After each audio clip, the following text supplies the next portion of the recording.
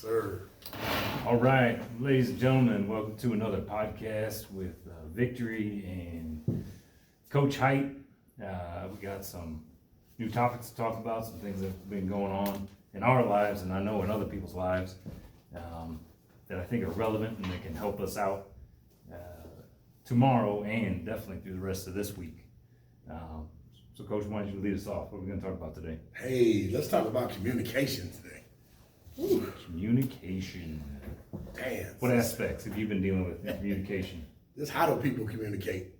How? You know, the definition, communication means parceling and sending information, but are you receiving and delivering the information? That's the question I'm asking us today. People think just because they sent you some communication that you automatically received it. Like an email. Email. Like upload, you have it, we're on the same page with it. And just because I sent the email, things should be executed already. Right. Just doesn't work Why like isn't that. it? Why isn't it done yet? Is it done? Right.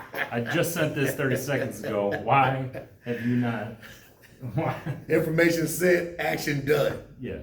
Right. It just doesn't work like that. Right. So that becomes part of like effective communication. Absolutely. Right? So, and that's why I saw a post on Facebook today from a buddy of mine who's a trainer, and he's a medaled fitness athlete. Okay. And he said his post was the most important part of coaching is communication. Nice. Which is good.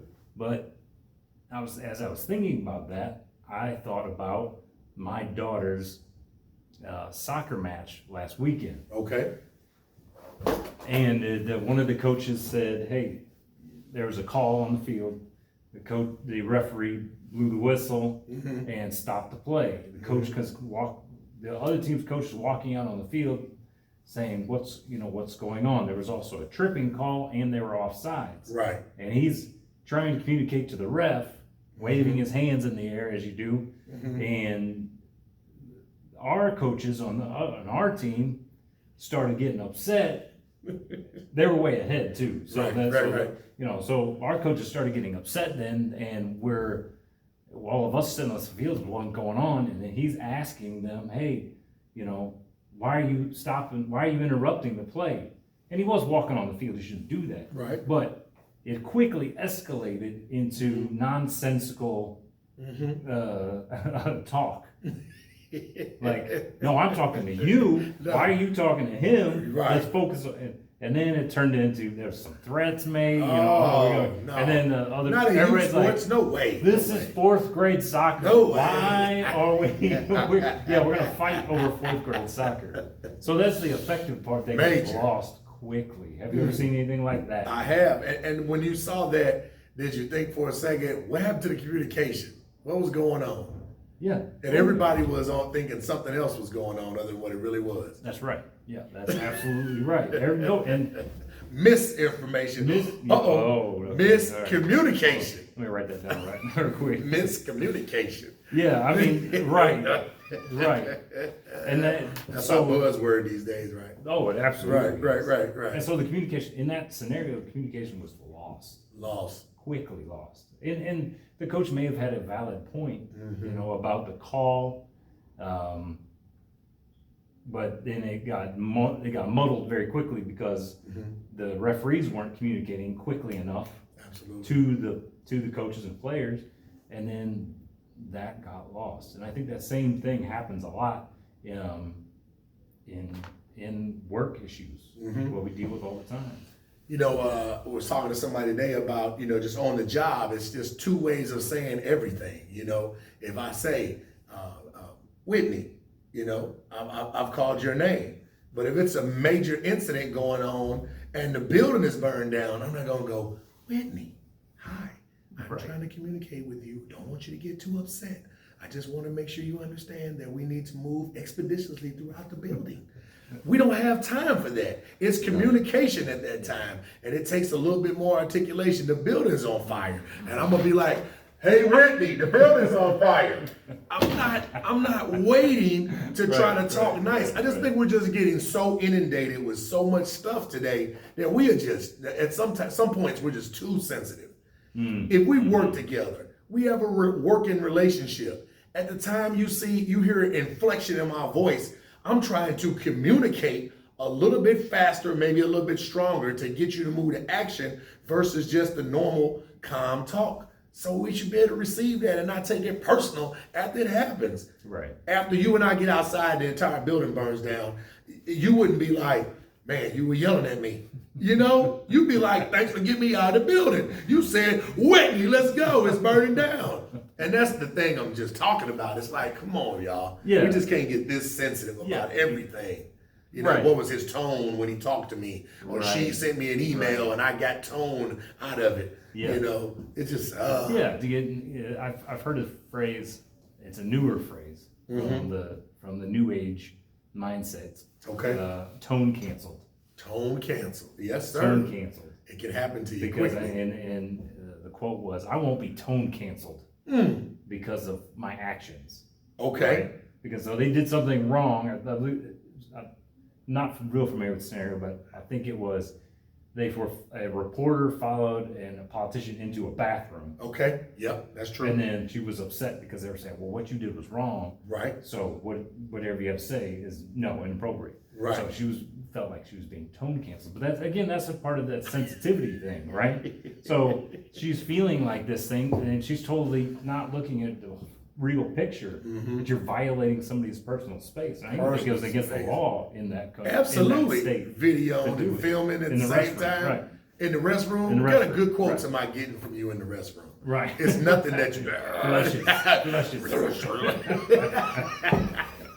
So effective communication, you can't be, it's not going to work if one party is oversensitive on the subject.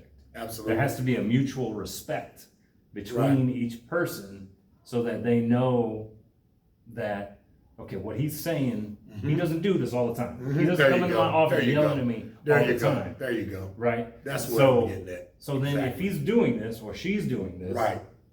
then I need to pay attention. and There's a focus. reason. Exactly. Because whether you're an employee or a boss, it doesn't really matter. It's the same, it's that same level of communication. And I think there's a difference between how people communicate. There's a difference in the sexes, how people communicate. There's a difference in the generational communication, I think is very different. You know, I know how my grandmother spoke when she was alive. Ooh, right. Was very different. Woo! Language, words, Language. all those things Yes. than I would ever say. And I know my kids say, whoa, Dad, Whoa, whoa. we can't use that. Yeah, we can't use that word you're gonna get anymore. canceled. We can't say those things. But when I'm saying it, it's not a specific registering. reference. Exactly. I'm using this term to impart something to you. Yes. You know, and that's a difficult thing for people to get over when you are sensitive. And we just get, I mean, even when we're not talking social media, I'm just talking communicating like you and I talking right now. That's the one that gets so sensitive because you can hear the different communication going on because it's live, it's real time. We're talking at that time. And just the sensitivity is just way overboard. And the generational thing you mentioned, that's real.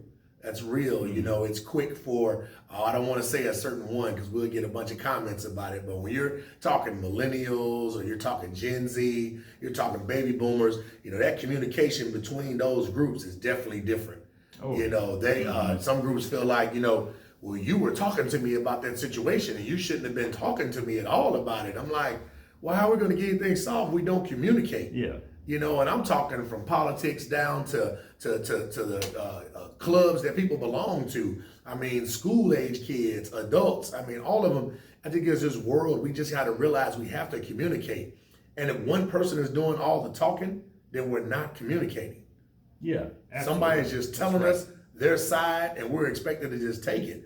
It's a thing we've been talking about lately. Is we have to start getting. We talked last time about being comfortable, being uncomfortable. Right. But we also have to be the same thing as well. See, I was a C student, so I like a lot of things that start with the letter C. So I'm saying right now we have to, you know, communicate with each other, but we also have to be in courageous conversations. We have to not be afraid to actually just, hey, look, I'm coming from the heart with this. This is not derogatory or malicious, but I'm just telling you, I feel this type of way when you do this. Yeah. And then wait on responses. I'm not forcing you to agree with me. I'm saying, let's talk about this, you know? Yeah, absolutely. Hey, Coach Hite, I don't like when you blow that whistle in my ear. So I need to blow the whistle in a different direction, but I'm still communicating and you communicate to me because I didn't think that bothered you. I'm just throwing out examples. Oh, right. And so in that's a great example. So in that situation, if somebody comes to you in a respectful way and asks you that, right, you know, and says, you know, earlier, you know, when you blew that whistle, it's right here. Next time, could you be sure not to do that? Right. You know, you're going to say, okay, yeah, no problem. Right. And then we're moving on. We're moving. Whereas now, what happens is we're going to take this to social media. Move on. Coach is blowing the whistle in my ear because I'm X, Y, Z. Oh, yeah, that's it. Or because of this, that, and the other thing. When that has nothing to do with it. Nothing to do with it. And everybody jumps on board with this thing, and which creates our next topic, misinformation that you brought up earlier. Right. The misinformation. Right. And that misinformation is just like a wildfire. It burns rapidly. Yes, it's just thrown out on social media, Facebook, all those things, and it just is unbelievable how people will attach to stuff before they hear facts. We've had so many situations like that before where we're jumping to conclusions. I'm guilty of it too.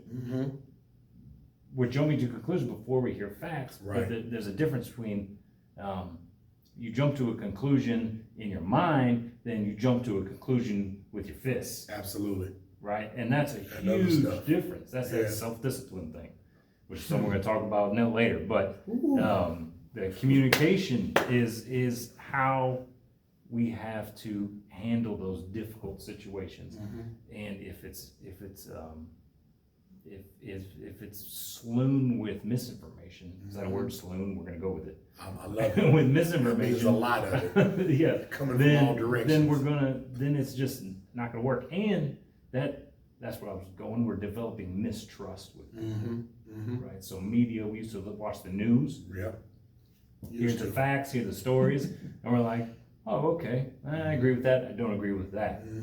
But now you hear the news of your selected choice, which is trying to feed you the information that you want to hear, and then you're like, oh yeah, absolutely, I agree with everything they said. But then they throw in a little bit of you know, they're doing this over here. And what if? And then you're like, oh, that's terrible. I'm gonna go not go to their restaurant, or I'm gonna not buy their thing, or I'm gonna go protest. When you're doing all that just based on some misinformation. If you ever watched, because I know in the years when we used to watch it a lot, because that was the way they got you. It's almost like that cliffhanger concept. When they want you to see a show next week, they show you a certain amount of clips at a certain time with some music to get you to watch it next week. And it makes it seem like the main character's gonna die. It makes it seem like everything's gonna go crazy. And then when you watch that show, those clips, when you watch it out, the main character wasn't gonna die.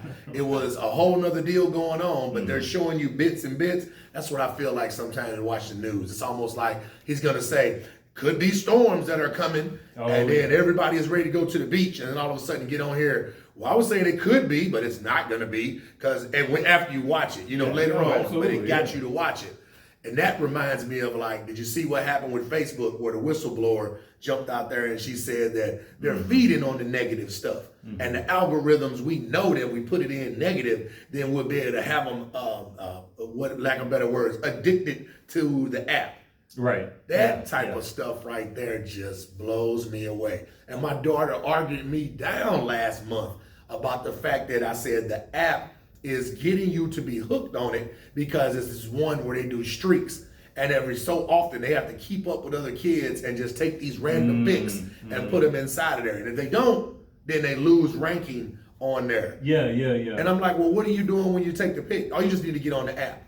And then what do you do? Well, then I just scroll around. I said, so it's bringing you back to the app to get you to do your pick, which the first thing, vanity is the first thing that gets somebody to want to do it. Absolutely. And it just, we get into all of that as well. I'm just talking about, it's like, man, let's just talk about what's our focus of life, you know? Yeah. It's not, it can't be vanity, that's for sure. Right. You know? Right. And so you're right. So that's great. So your daughter's led into this app where she's a part of it, feels a part of it. Absolutely. And then they're feeding her whatever. And then give her all the other information after that. That's right. So then that is probably, there's some good information in there, but there's also the other information. Absolutely. Because they're not interested in telling, like, you know, only good stories. No. They're just gonna say, okay, how can we get this person hooked?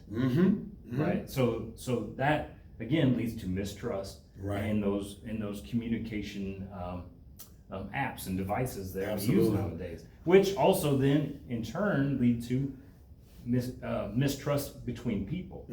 Because if your whole life is led on Facebook or led on Instagram, Snapchat, all of them, yes. then you're gonna move that same mentality into your daily life with people. So when I have a student come into my classroom who's on those things and I'm telling them something, they're gonna say, no, that ain't right, or I don't believe that. Speak you on know what I mean? Yeah. I'm like, what are you talking about? No. And I had a student in my classroom just like this the other day. He sat right there, and I would tell him something, and he would say, okay. And I'm like, no, what are you talking about? What you're doing here is wrong. Right.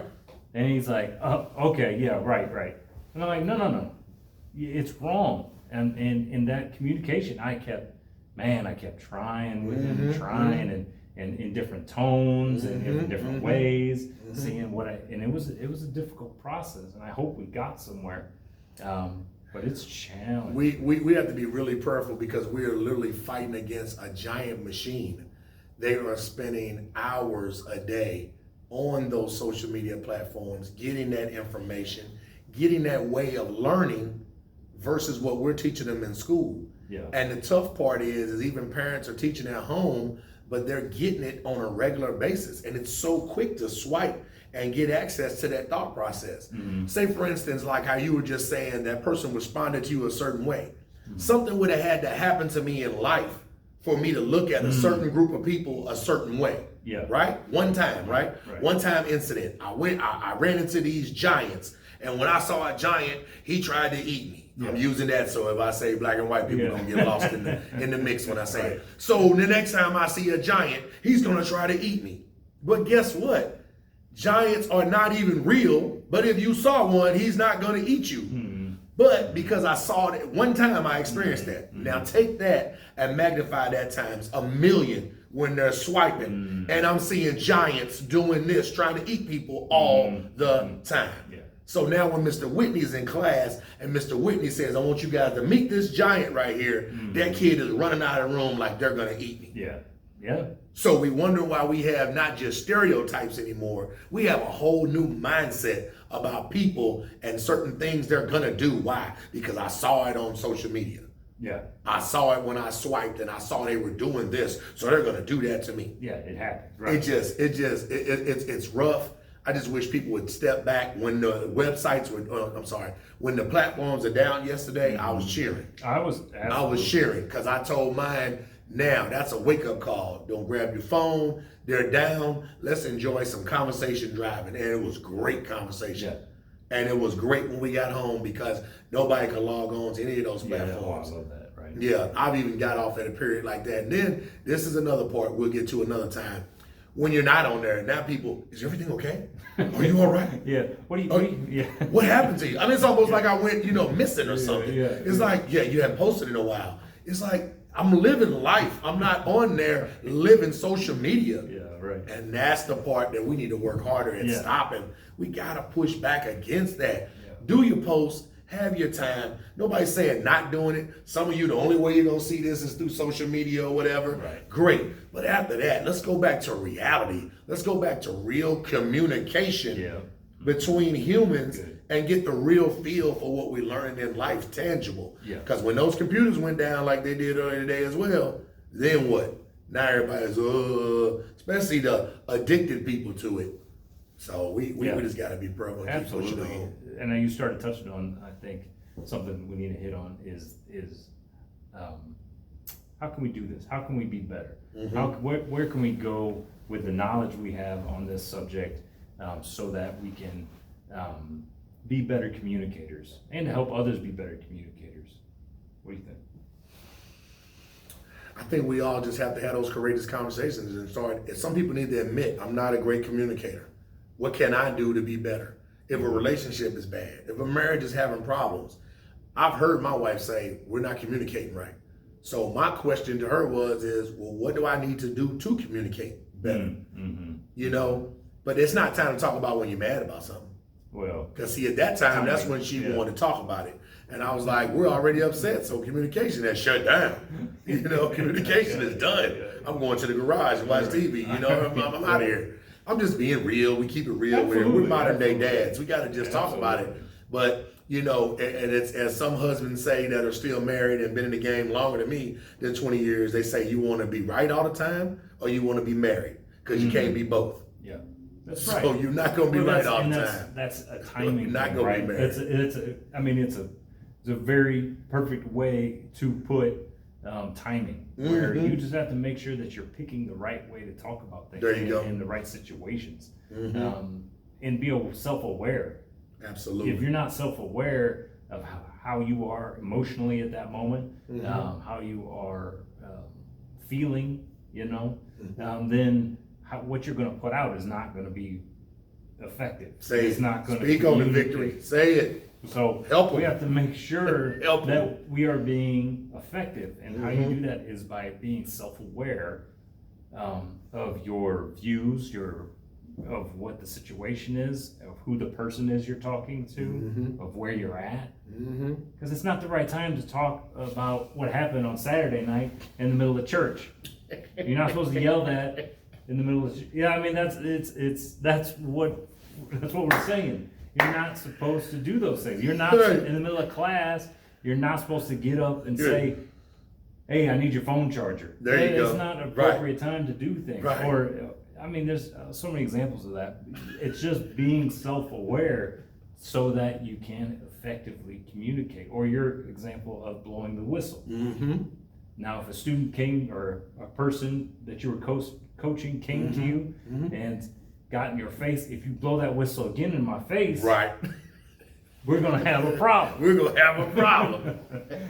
That's not gonna work. That's not good communication. That's not good. Right. There you go. Is gonna be, both people are gonna lose whatever the answer is. That's right. It's not gonna work. So that's a huge. So being self-aware, and then tell me what you think of this. Having a respect for others.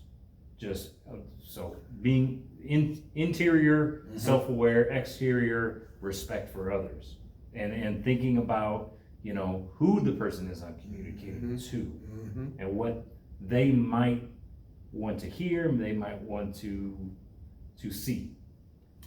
And I know for a fact you hit it on the head with that, because the respect, RESPECT. The movie's out right now. They understand what she was saying back then. Just give me the respect. Wrong? Hold on. Did I? RESPECT. We'll edit it out. RESPECT. I took a C student. Come on now. You got the guy with the learning. It was just a little. There you go. But I know one thing. I know when we're not respecting people by the fact that we're not even giving them a chance to communicate. God gave us 2 ears and 1 mouth. So those 2 ears obviously need to work more, and we need to do more listening than we do with just trying to think we're always communicating by telling somebody how we feel and you better accept it. That's not the communication that we need. So I'm doing better at that. I'm working on that as well. As a speaker, I have to realize when it's time to use these ears and make them even bigger and use them, because that's real. You know, it's great what you said, because that respect level, when I have that, then it's like saying, people are like, well, I don't have to get into respect because I don't really know them. When you know people and they communicate with you, you're like a shark smelling blood in the water. You know fake stuff a mile away. Yeah. And that's what sharks know. They know blood a mile away, that there it is, a drop in the water. So you know when people are genuine. So if you started out genuine and I didn't really change, when we have a heightened situation or something going on to communicate, should be getting upset about it. Or we actually have something that I feel passionate about. Okay, maybe my tone changed, but that's because I'm feeling passionate about it. Let's communicate. Let's get comfortable being uncomfortable, and let's start having these courageous conversations while we're communicating. And that'll help us grow. Right. Right. I think that's good. I think let's wrap it up. I think we hit it. I appreciate everybody joining us on the podcast coming soon to Patreon, on the YouTube. So thanks for joining us, and we'll see you next time. Click and subscribe.